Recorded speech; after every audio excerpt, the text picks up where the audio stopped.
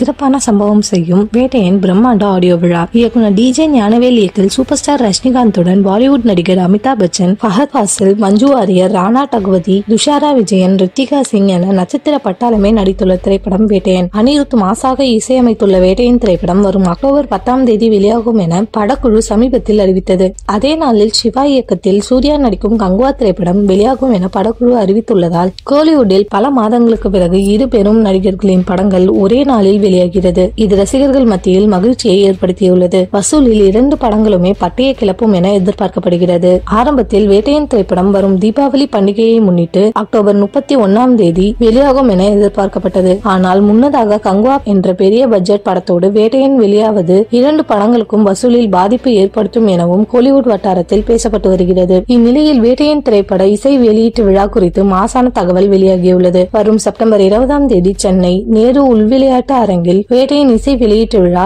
நடைபெறும் என சொல்லப்படுகிறது. எப்பொழுதுமே சூப்பர் ஸ்டாரின் பேச்சுக்கு பெரிய வரவேற்பு இருக்கும். வேட்டையின் ஆடியோ விழாவிலும் ரஜினி என்ன பேச போகிறார் என ரசிகர்கள் ஆர்வமாக எதிர்பார்க்கின்றனர். ஏற்கனவே வேட்டையின் இசையமைப்பாளர் அனிருத் படத்தின் முதல் சிங்கிள் மனசிலாயோ என்ற பாடல் விரைவில் வெளியாகும் என தெரிவித்துள்ளார். இப்பாடலை ஜெயிலர் படத்தின் பிரபலமான ஹுக்கும் பாடலை எழுதிய சூப்பர் சுப்பு எழுதியுள்ளதாக தகவல்கள் வெளியாகியுள்ளது.